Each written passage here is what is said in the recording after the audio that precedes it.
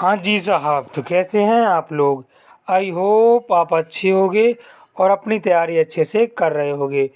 Dear student, आज की class में हम डिस्कस करने जा रहे हैं chemistry lesson 7 P block element part 2, है ना। पार्ट 2 में हम सिर्फ इम्पॉर्टेंट क्वेश्चनों को डिस्कस करेंगे। ऑलरेडी मैंने पार्ट 1 ऑलरेडी बना दिया है।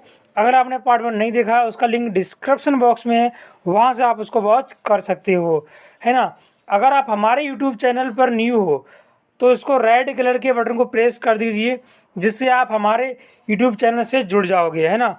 और नोटिफिकेशन बेल को ऑल पर क्लिक कर दें, जिससे आने वाली सभी वीडियोस की इम्पोर्टेंट नोटिफिकेशन सबसे पहले आप लोगों तक पहुंच सकेगी। ठीक है डियर स्टूडेंट, तो क्लास को करते हैं स्टार्ट कुछ ज़बरदस्त और इंटरेस्टिंग लाइनों के साथ। लक्ष्य ना ओंजल होने पाए, लक्ष्य ना ओंजल होने पाए, कदम मिलाकर चल। लक्ष्य ना ओंजल होने पाए, कदम मिलाकर चल। सफलता तेरे कदम छुएगी, सफलता तेरे कदम छुएगी, आज नहीं तो कल। सफलता तेरे कदम छुएगी, आज नहीं तो कल। तो इन्हीं इंटरेस्टिंग लाइनों के साथ हम क्लास को करते हैं स्टार्ट, है ना डियर स्टूडेंट। देखिए साहब, यहाँ पर पहला क्वेश्चन दे रखा है, विरंजक चूर्ण क्या है। विरंजक चूर्ण के निर्माण की विधि का नामांकित चित्र के साथ कीजिए, इसका ऑक्सीकरण गुण भी बताइए, है ना। यह सूक्ष्म भुजे क्लोरीन की अभिक्रिया का समीकरण लिखिए तथा अभिक्रिया में बनने वाले प्रमुख उत्पाद का नाम भी बताइए। साहब, ये जो क्वेश्चन मैंने बताया था आपको, ये क्वेश्चन 2019 में आया हुआ है और ये 16 में आया हुआ है। क्वेश्चन वो ही उसके टाइप को चेंज कर दिया है ना साहब। अब देखिए क्वेश्चन को करते हैं सॉल्व। तो हम लोग यहाँ पर क्या लिखेंगे, यह एक मिश्रित लवण है, ठीक है साहब, जिसको कैल्शियम क्लोरोहाइपोक्लोराइड भी कहते हैं। विरंजक चूर्ण के एक अणु में एक कैल्शियम आयन Ca+2, एक क्लोराइड आयन Cl-, है ना, एक हाइपोक्लोराइड आयन OCl- होते हैं, ठीक है साहब, जिसको Ca+2 ओब्लिक आप बोल सकते हो Cl-, OCl- के रूप में भी व्यक्त कर सकते हैं। मुझे उम्मीद है आप लोगों को समझ में आ रहा होगा। अगर समझ में आ रहा है तो एक लाइक ज़रूर कर दीजिए और इस वीडियो को अपने फ्रेंड के साथ शेयर कर दीजिए, है ना साहब। इसकी रिएक्शंस देख लेते हैं। देखिए भाई, इसकी रिएक्शंस क्या हो जाएगी।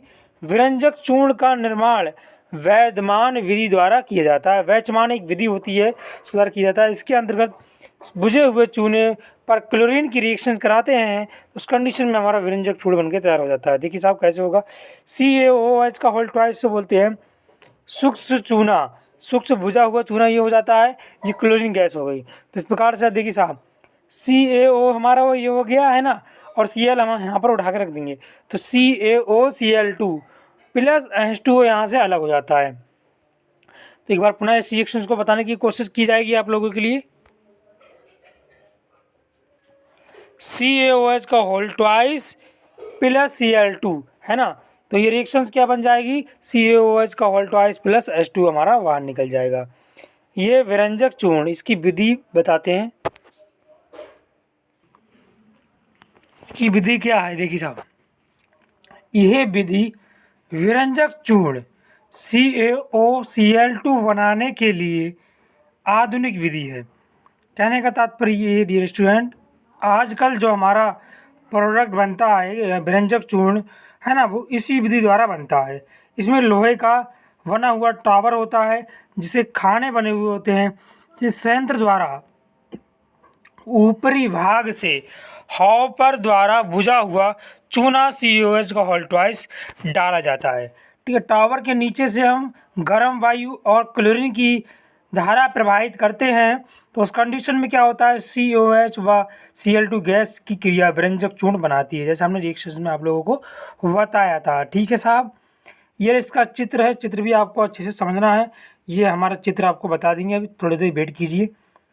जिसे संयंत्र के निचले भाग से बाहर निकाल देते हैं, व्यर्थ गैस के संयंत्र भाग ऊपरी भाग से निकल जाती है, ठीक है साहब। ये चित्र आपको अच्छे से प्रैक्टिस करना है। क्योंकि भाई चित्र सबसे इम्पोर्टेंट होता है, चाहे फिजिक्स का हुआ चाहे केमिस्ट्री का हुआ। तो व्यंजक चूर्ण के लिए इसमें जो खाने बने हुए हैं आपको ये दिख ही रहा होगा, ठीक है। यहाँ पर क्या है, ये इसमें गर्म वायु प्रवाहित कर रहे हैं, यहाँ से क्लोरीन गैस को प्रवाहित कर रहे हैं। तो ये जो आपको दिख रहा है, ये जो छोटा है ना, इसको बोलते हैं व्यंजक चूर्ण, जैसा कि चित्र में आप लोग देख पा रहे होंगे, है ना। तो इसके अब ऑक्सीकरण गुण को पढ़ते हैं। इसके ऑक्सीकरण गुण क्या क्या हैं। ये तनु अम्ल की क्रिया से ऑक्सीजन देता है, ठीक है साहब। जैसे एग्जाम्पल के थ्रू समझ सकते हो। पहला एग्जाम्पल है, ये पीवीओ को PbO2 में ऑक्सीकृत कर देता है, ठीक है।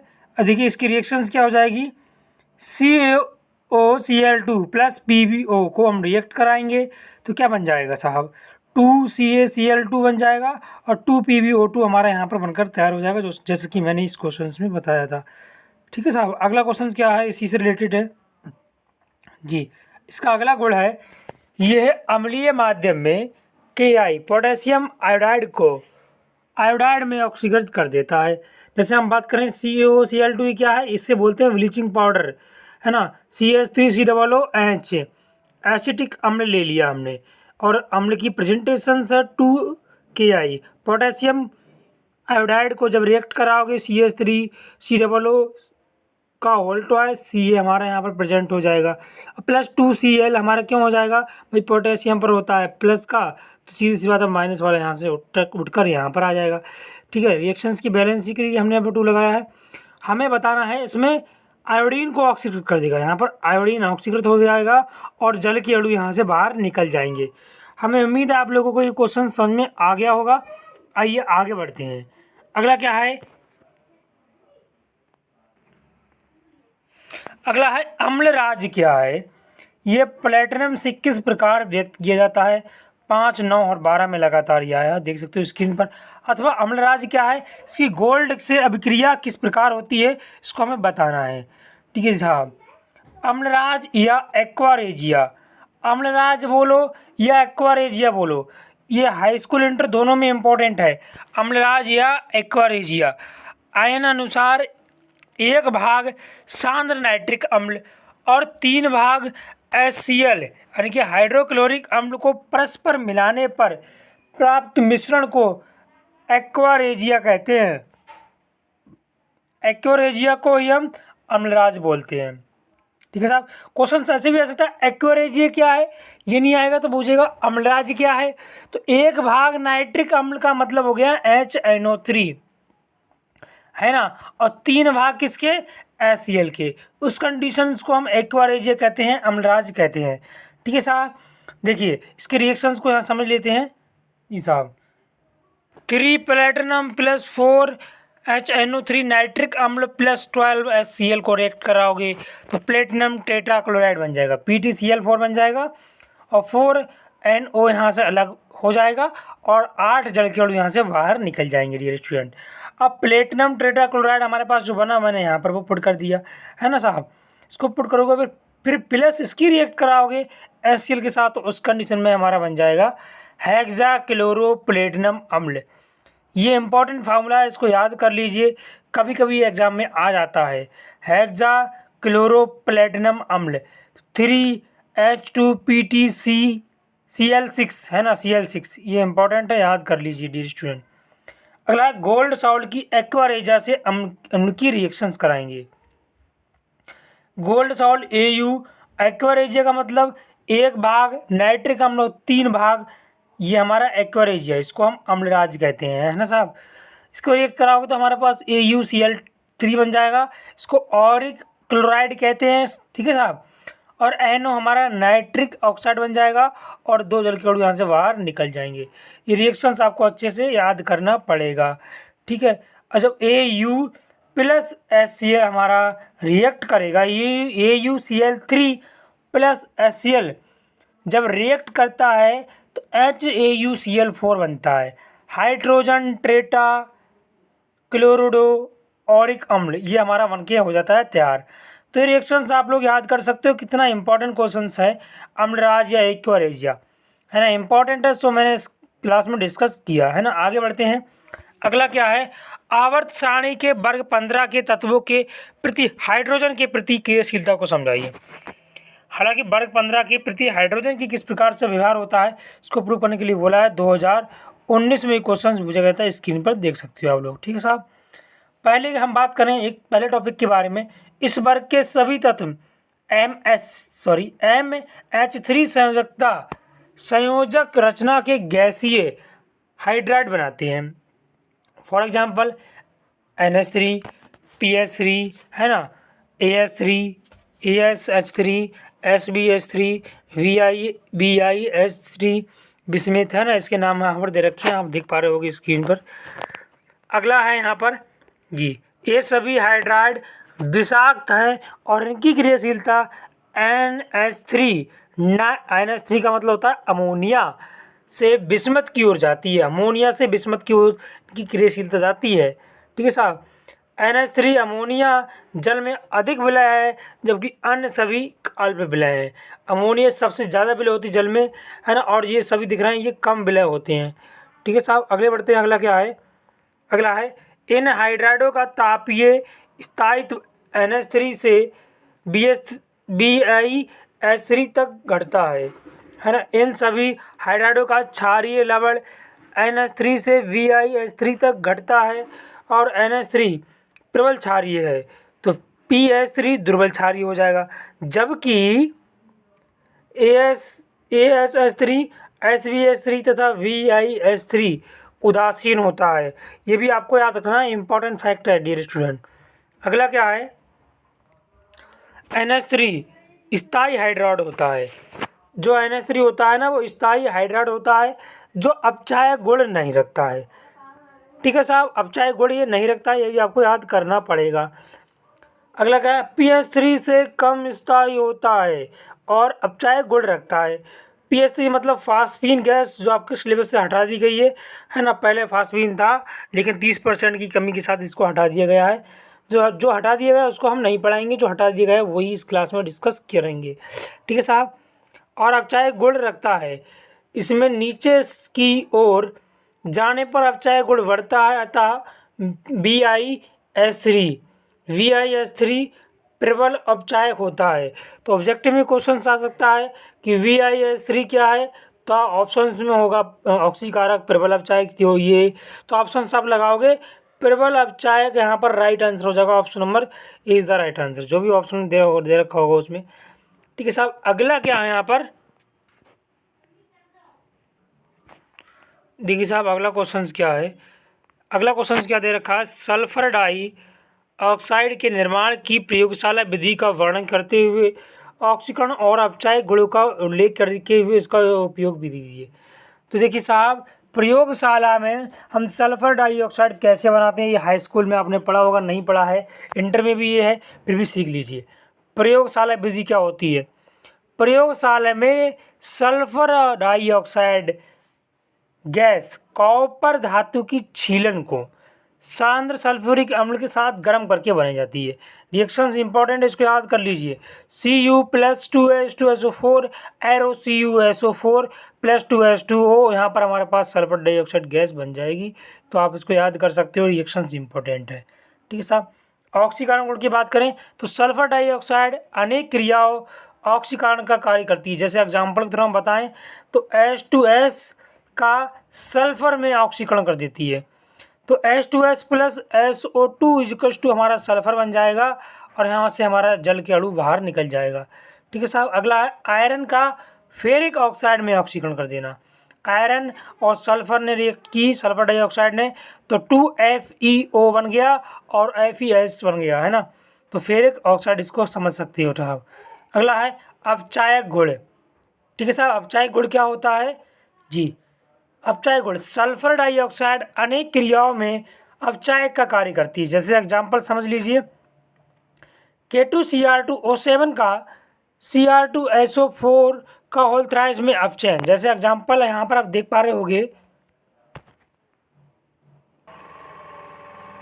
अगला है अपचायक गुण सल्फर डाइऑक्साइड, जैसे मैंने बता दिया था आपको, Cr2O7 का Cr2SO3 में अपचयन। तो K2Cr2O7 का, देखिए साहब हम कहाँ थे, ये वाला रिएक्शन हो गया था साहब। देखिए साहब, तो हमारे पास बन जाएगा K2SO4 और CrSO4 का होल थ्राइस प्लस H2 हमारा अलग हो जाएगा। अगला रिएक्शन क्या है, Cl2 के साथ हम इसका अपचयन कर देंगे। Cl2 बोले तो क्लोरीन है ना, HCl के साथ अपचयन। जब Cl2 और हमारा H2O रिएक्ट करेगा सल्फर डाइऑक्साइड के साथ, तो हमारा H2SO4 बन जाता है। क्योंकि साहब यहाँ H2 है, यहाँ पर बन जाएगा SO4, तो H2SO4 है, उसको याद कर लीजिए। और यहाँ पर 2 HCl निकल जाएंगे। कितनी HCl लिख लेंगे? 2। तो ट्रिक के माध्यम से भी इसको आप सॉल्व कर सकते हो विद इन सेकेंड्स में। अगला क्वेश्चन क्या है डियर स्टूडेंट, सॉरी इसके उपयोग है, इसका उपयोग ऑक्सीकारक के रूप में किया जाता है। हमने अभी आपको बता दिया रिएक्शंस के थ्रू। अब चाय के रूप में किया जाता है, ये हमने आपको बता दिया है। कीटाणु और रोगाणु नाशक के रूप में भी किया जाता है साहब।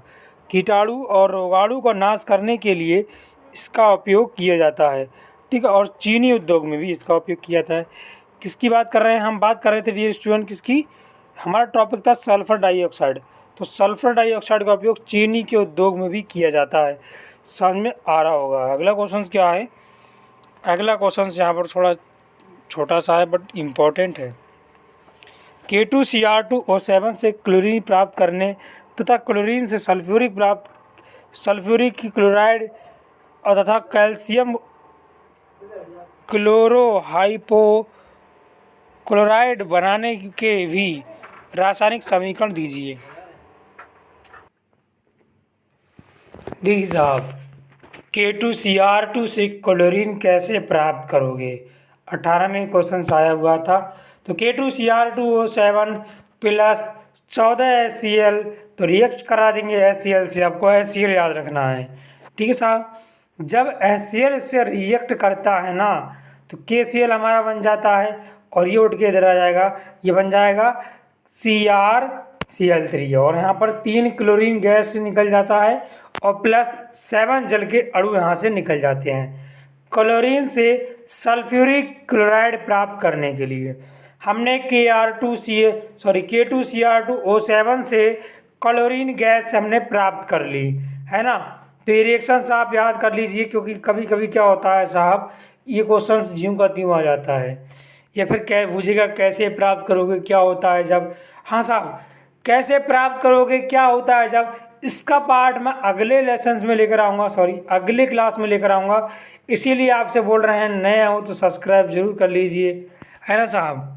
देखिए अब हम क्या करेंगे, क्लोरीन से सल्फ्यूरिक क्लोराइड कैसे प्राप्त करोगे। सल्फ्यूरिक, तो क्लोरीन से कैसे प्राप्त करते हैं? सल्फर डाइऑक्साइड और क्लोरीन दोनों को रिएक्ट कराते हैं, तो उस कंडीशन में SO2 और Cl2 बनता है, जिसको सल्फ्यूरिल क्लोराइड बोलते हैं। क्या बोलते हैं? सल्फ्यूरिल क्लोराइड बोलते हैं। क्लोरीन से कैल्शियम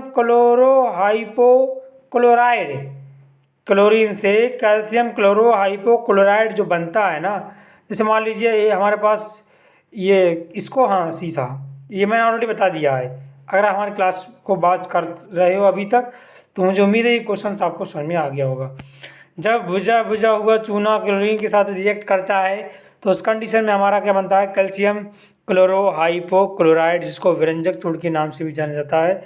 यहाँ पर जल के अणु बाहर निकल जाते हैं, ठीक है साहब। अगला क्वेश्चन क्या है? अगला है संपर्क विधि द्वारा, संपर्क विधि बोल सकते हो या संपर्क प्रक्रम द्वारा H2SO4 के उत्पादन का वर्णन कीजिए। लॉन्ग क्वेश्चन है ना, समझ में आ जाएगा, टेंशन ना लें। H2SO4 के निर्माण की संपर्क विधि का सचित्र वर्णन करके इसका निजनी करके के रूप में एक उपयोग लिख दीजिए, है ना साहब। कितने टाइप से क्वेश्चन आया हुआ है देख सकते हो स्क्रीन पर। H2SO4 के निर्माण की विधि का सचित्र वर्णन करते हुए तथा रासायनिक समीकरण भी लिखिए। सल्फ्यूरिक अम्ल के ऑक्सीकरण गुण की पुष्टि हेतु एक एक रासायनिक गुण भी लिखिए साहब। अगला इसी से रिलेटेड 19 में आया हुआ था, सल्फ्यूरिक अम्ल की KCl और PCl से अभिक्रिया PCl5 से रिएक्शन करके इसका समीकरण दीजिए। मतलब कितने टाइप से क्वेश्चन पूछा गया है, तो आपको टाइप भी याद रखना है, कितने कितने टाइप से क्वेश्चन पूछा जा सकता है, ठीक है साहब। अब बढ़ते हैं क्वेश्चन की आंसर की तरफ। देखिए साहब, संपर्क विधि या ससंपर्क विधि द्वारा H2SO4 का निर्माण किया जाता है। ऐसा ही क्वेश्चन 2020 में आया हुआ था। लगातार 2-3 साल रिपीट हो रहे हैं ऐसे क्वेश्चन साहब, तो आप समझ सकते हो 2021 में भी आने के बहुत ज़्यादा चांसेस हैं। सल्फ्यूरिक अम्ल को 3 चरणों में हम लोग बना सकते हैं संपर्क विधि द्वारा। कैसे कैसे यहाँ पर सीखेंगे। पहला चरण क्या है, सल्फर अथवा सल्फर अथवा सल्फाइड अयस्कों को वायु में जलाकर सल्फर डाइऑक्साइड प्राप्त करना। जब आप सल्फर डाइऑक्साइड प्राप्त कर लोगे ना डियर स्टूडेंट, फिर आप क्या करोगे, उत्प्रेरक होता है V2O5। अगर ये नहीं है तो वहाँ पर आप प्लेटिनम ले सकते हो, ये लिख लीजिए, या फिर आप प्लेटिनम ले लीजिए, है ना, की उपस्थिति में ऑक्सीजन के साथ अभिक्रिया कराकर SO2 का SO3 में परिवर्तन कर देना। मतलब SO2 हमारा किस में कन्वर्ट हो जाएगा, SO3 में कन्वर्ट हो जाएगा, है ना साहब। अब आगे बढ़ते हैं।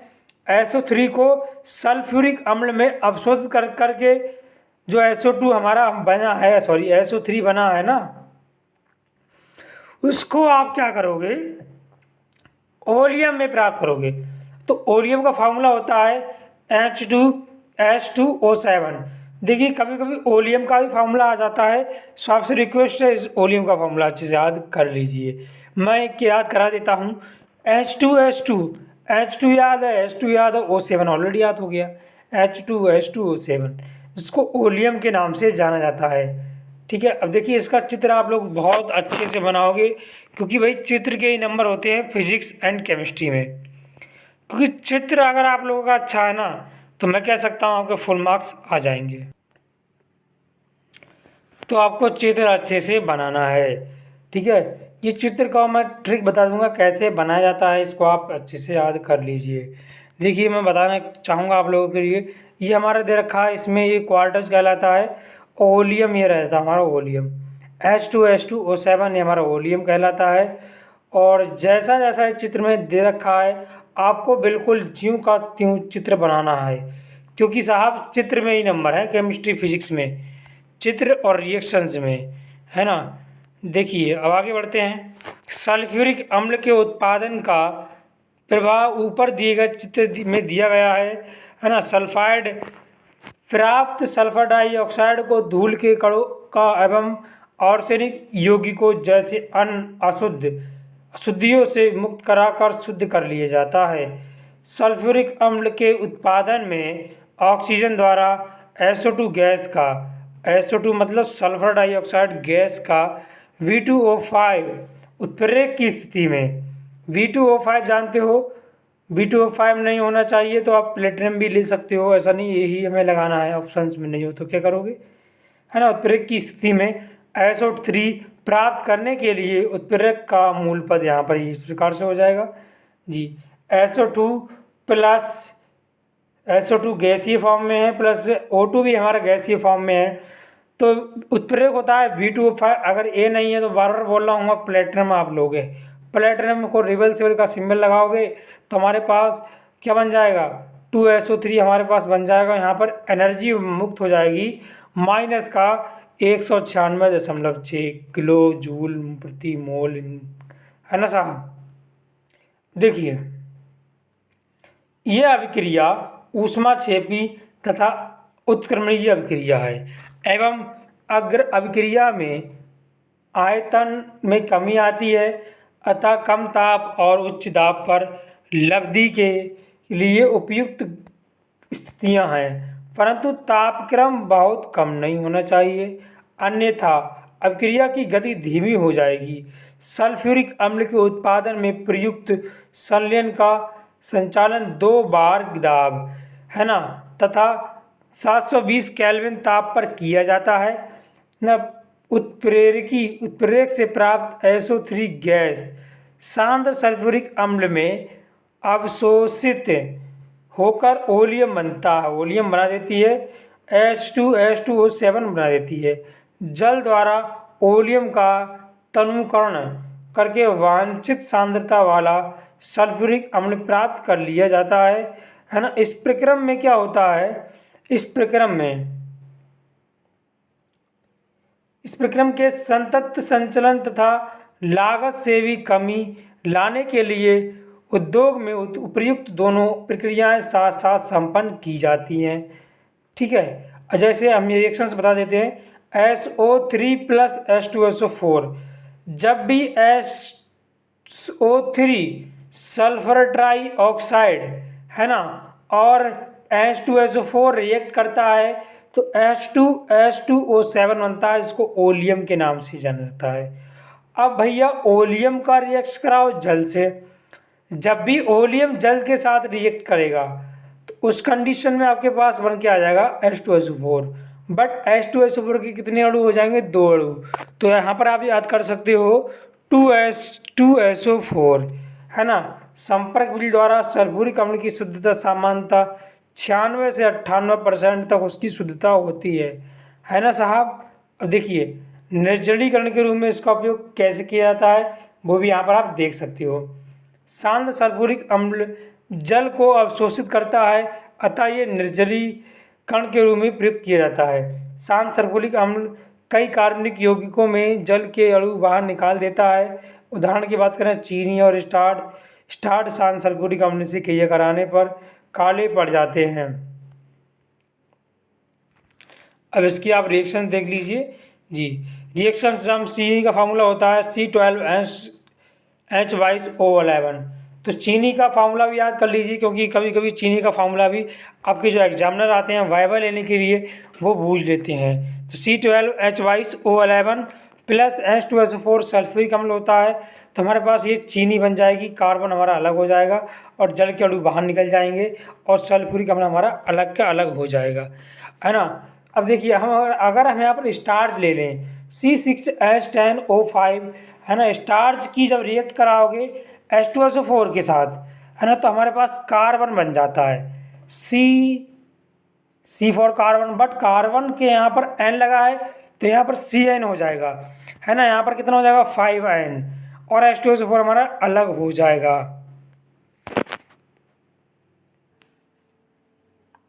देखिए अगले किस प्रकार से लिखेंगे, जब सांद्र सल्फ्यूरिक अम्ल एथिल अल्कोहल और ऑक्जेलिक अम्ल यानी कि फॉर्मिक अम्ल आदि में से जल के अणु निकाल देता है। जैसे एग्जाम्पल की अगर हम बात करें साहब, तो एथिल अल्कोहल का फार्मूला होता है C2H5OH, इसके साथ रिएक्ट कराओगे किसके साथ, सांद्र सल्फ्यूरिक अम्ल के साथ, तो हमारा एथिलीन बन जाता है। एथिलीन का फार्मूला होता है C2H4 और जल के अणु हमारे बाहर निकल जाते हैं साहब। अगर हम बात करें ऑक्जेलिक अम्ल की बात करें, तो ऑक्जेलिक अम्ल का फार्मूला आप लोग यहाँ पर याद कर लीजिए, है ना, H2C2O4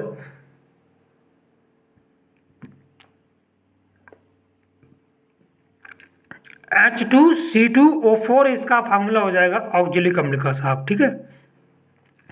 और जब ऑक्जेलिक अम्ल रिएक्ट करेगा सांद्र H2SO4 के साथ, टेम्परेचर बट कम होगा, 90 डिग्री टेम्परेचर हो जाएगा, तो हमारा कार्बन मोनोऑक्साइड बन के तैयार हो जाता है। उस कंडीशन में कार्बन डाइऑक्साइड भी बनती है और H2O हमारा बन के तैयार हो जाता है, ठीक है साहब। अब देखिए जब हमारा फॉर्मिक अम्ल बनता है, फॉर्मिक अम्ल को रिएक्ट कराओगे फाउंडेशंस वो रहेंगे, H2SO4 रहेगा, बट इसको हम केवल गर्म कर रहे हैं, है ना। जब केवल गर्म करेंगे तो कार्बन मोनोऑक्साइड बनेगा और जल के अणु हमारे यहाँ से बाहर निकल जाएंगे। समझ में आ गया। फॉर्मूले का फॉर्मूला होता है HCOOH। अगला है ऑक्सीकरण गुण क्या होते हैं इसके, वो भी आप सीख लीजिए। गर्म सांद्र सल्फ्यूरिक अम्ल एक तीव्र ऑक्सीकारक है, क्योंकि ये अपघटित होकर नवजात ऑक्सीजन देता है। देखिए जब H2SO4 को रिएक्ट कराओगे, गर्म करोगे तो H2SO4 हमारा H2O अलग हो जाएगा। H2SO4 को बेटा गर्म करोगे तो H2 हमारा जल अलग हो जाएगा और SO3 हमारा बनकर अलग हो जाएगा, क्योंकि H2SO4 किस से मिलकर बना होता है, H2O और SO3 से मिलकर बना होता है, ठीक है। अब SO3 को जब आप रिएक्ट कराओगे तो SO2 और नवजात हमारा ऑक्सीजन बन जाएगा, है ना। SO2 की अगर SO3 की मैंने बात की थी, SO3 की बात की थी अभी मैंने। अब देखिए SO2 को कराओगे तो हमारा सल्फर अलग हो जाएगा और 2 इसके ऑक्सीजन बच जाएंगे नवजात के रूप में, है ना साहब। ये रिएक्शंस आपको याद करनी है, सभी इंपॉर्टेंट रिएक्शंस आज की क्लास में डिस्कस की जा रही हैं। अगर आपको अच्छा लग रहा है क्लास तो एक लाइक ज़रूर कर दीजिए, है ना। देखिए पोटेशियम आयोडाइड के साथ क्रिया कैसे करता है ये यहाँ पर देख लीजिए। तो जब के potassium iodide KI plus H2SO4 के साथ रिएक्ट करेगा तो पोटेशियम सल्फेट बन जाएगा। K2SO4 हमारा बनकर तैयार हो जाता है। और उस कंडीशन में आप लोग यहाँ पर याद कर सकते हो कि जल के अणु भी बनते हैं, आयोडाइड हमारा अलग हो जाता है, सल्फर डाइऑक्साइड यहाँ पर हमारी अलग हो जाती है। ठीक है, अगले देखते हैं अगला क्या है, PCl5 के साथ रिएक्शंस। देखिए जब PCl5 की बात करें, फास्फोरस पेंटाक्लोराइड, ये सांद्र सल्फ्यूरिक अम्ल की फास्फोरस पेंटाक्लोराइड के साथ अपक्रिया कराने पर क्लोरोसल्फोनिक अम्ल बनता है। क्लोरोसल्फोनिक अम्ल का फार्मूला आपको बता देंगे इसी क्लास में, है ना। H2SO4 रिएक्ट करेगा PCl5 के साथ, उस कंडीशन में बन जाएगा HOSO2Cl। HO याद कर लो, SO2 ऑलरेडी याद है ना। HO आपको याद करना है, SO2 ऑलरेडी याद है, Cl आपका यहाँ पर इंक्लूड हो जाएगा। HOCl2, HOSO2 और Cl। HO याद है आपके लिए, है ना, HOCl2, एक मिनट सॉरी, HOSO2, HO याद है आपको, SO2 याद है और Cl भी याद है। तो इस प्रकार से फार्मूला हो जाएगा हमारे पास HOSO2Cl, क्या हो जाएगा, HOSO2Cl यहाँ से बनकर हो जाएगा तैयार, है ना। अब प्लस POCl4 बन जाएगा, फास्फोरस क्लोराइड बोलते हैं जिसे, और यहाँ पर हमारा HCl हमारा इस प्रकार से अलग हो जाएगा। तो मुझे उम्मीद है आपको क्वेश्चन समझ में आ रहे होंगे। तो आपसे रिक्वेस्ट है पूरा वीडियो को वॉच जरूर कीजिए जिससे आपकी तैयारी अच्छे से हो सके, है ना। वीडियो को स्किप जरा सा भी मत कीजिए। सीसाकच्छ विधि द्वारा सल्फ्यूरिक अम्ल बनाने का निर्माण का सचित्र वर्णन करते हुए संयंत्र के प्रत्येक भाग में होने वाली रिएक्शंस को आपको फाइंड आउट करना है और समीकरण भी देना है। 16 और 18 में क्वेश्चंस लगातार आया हुआ है, देख सकते हो स्क्रीन पर। सीसाकच्छ विधि द्वारा सल्फ्यूरिक अम्ल का निर्माण करने पर सल्फर डाइऑक्साइड वायु और नाइट्रिक अम्ल मिश्रण के भाग से क्रिया कराने पर सल्फ्यूरिक अम्ल बन जाता है। देखिए साहब, ये कुछ इस प्रकार मैं यहाँ पर ले रहा हूँ, जैसे मान लीजिए सल्फर डाइऑक्साइड मैंने यहाँ पर ले लिया, तो sulphur dioxide plus O2 plus उत्प्रेरक हमारे ले लेते हैं 2NO प्लस जल के रिएक्शंस कराते हैं तो सल्फ्यूरिक अम्ल बन जाता है। H2SO4 हमारा अलग बन जाता है और 2NO हमारा अलग हो जाता है जो कि उत्प्रेरक का कार्य करता है। ठीक है साहब, अब देखते हैं इस विधि द्वारा अम्ल का निर्माण करने में प्रयुक्त संलयन चित्र निम्न प्रकार से प्रदर्शित है। इस संयंत्र के गुण भाग और उसमें होने वाली रासायनिक रिएक्शन इस प्रकार से दे रखी हैं क्वेश्चंस में, आंसर में आप देख सकते हो साहब। देखिए पायराइड वर्णन की बात करें तो पायराइड वर्णन को अभी हम चित्र में बताएंगे क्या होता है, इसकी रिएक्शंस आप लोग यहाँ पर देख सकते हो। 4FeS2 प्लस 11O2, जब भी 4FeS2 प्लस 11O2 रिएक्ट करेगा तो 2Fe2O3 बन जाएगा। क्या बन जाएगा, 2Fe2O3 हमारा बनकर हो जाएगा तैयार। और यहाँ पर हमारे 8 सल्फर डाइऑक्साइड निकल जाएंगे। जब सल्फर प्लस ऑक्सीजन को रिएक्ट कराओगे तो सल्फर डाइऑक्साइड, सिंपल सा रिएक्शन है, इसको मैं नहीं बताने वाला था बट मैंने सोचा इम्पोर्टेंट है तो आपको बता दिया जाए। अगला है धूल कण क्या होते हैं, अभी आप सीख लीजिए। इसी क्वेश्चंस के कार्य काफ़ी इंपॉर्टेंट क्वेश्चंस होने वाले हैं। पायराइड बर्नर से प्राप्त सल्फर डाइऑक्साइड गैस वायु के मिश्रण को धूल कण में भेजा जाता है। इस कक्ष में गैसीय मिश्रण भाप के संपर्क में आता है और उसमें उपस्थित धूल कण भारी होकर पेंदी में बैठ जाते हैं। पेंदी मतलब नीचे की ओर बैठ जाते हैं। अब इस चित्र आप लोग देख लीजिए। जी साहब, मैं बार बार बोलूँगा चित्र इंपॉर्टेंट होते हैं, चित्र को आप अच्छे से प्रैक्टिस कर लीजिए, है ना। ये लेड दिख रहा है, ये आपको दिख रहा है, ये लीला लीला सा ये लेड है ना। ये आपको दिख रहा है, ये कोक माने कोक है, कोक कोयला है। ये गैलूसेक टावर, ये हो गया गैलूसेक टावर, यहाँ से अपशिष्ट गैसें निकल रही हैं और नाइट्रो सल्फ्यूरिक अम्ल ये हमारा बनकर हो रहा है तैयार, है ना। पत्थर के टुकड़े ये दे रखे हैं आपके सामने, इसमें क्या करोगे, वायु plus SO2 sulphur dioxide plus nitrogen के ऑक्साइड। जब यहाँ पर हमारा वर्णन दे रखा है, वर्णन को जब आप गर्म करोगे जलाओगे तभी ये रिएक्शन हमारा फॉलो होता है। ठीक है। शीर्षक विधि है, तो शीर्षक विधि काफ़ी बार एग्जाम में पूछ जाती है, तो आपसे रिक्वेस्ट है अच्छे से इसको समझ लीजिए। ठीक है साहब, अगला क्या है, नाइट्राइल नाइटर पात्र। नाइटर पात्र में रिएक्शन क्या होती हैं, 4NH3 4 अमोनिया, NH3 का मतलब होता है अमोनिया, NH3 4 अमोनिया वायु में प्रेजेंट है, और इसका रिएक्ट कराएंगे हम 5 ऑक्सीजन के साथ। प्रेजेंटेशन ऑफ प्लेटिनम जो जाली के रूप में होता है, तो 4NO हमारा बनकर अलग हो जाएगा, 4NO है ना, और 6 से हमारे जल के अणु यहाँ से बाहर निकल जाएंगे, है ना साहब। अब आ जाइए ग्लोबल टावर क्या होता है। अगले रिएक्शन हमारा क्या है, ग्लोबल टावर है। Global tower SO2 plus NO2 plus H2O। जब SO2 NO2 और H2O रिएक्ट करता है ना, तो उस कंडीशन में हमारा H2SO4 बन जाता है। क्या बनता है साहब, H2SO4 बनता है, H2SO4 बनता है, और यहाँ पर हमारे NO हमारा अलग लेकर के चला जाता है। इस रिएक्शंस को आप यहीं पर समझ सकते हो, है ना साहब। देखिए तो इस प्रकार से हो जाएगा 2NOHSO4 प्लस H2O जब रिएक्ट करेगा तो हमारे पास बनकर क्या आ जाएगा, हमारे पास आ जाएगा 2NO 2H2SO4 plus NO2 plus NO। ठीक है साहब, क्या हो जाएगा, H2SO4 प्लस NO2 है ना, प्लस NO, है ना।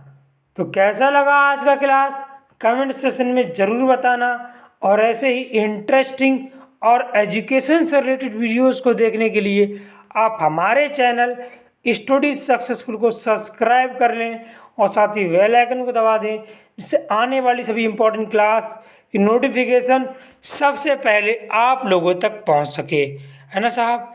ठीक है, अगर आप लोग चाहते हो इन क्वेश्चनों का PDF आपको चाहिए, है ना, तो इन क्वेश्चनों का PDF मैं लिंक डिस्क्रिप्शन बॉक्स में दे दूंगा, वहाँ से आप इसको वॉच कर सकते हो, है ना। Thanks for watching my video my friend and my dear student.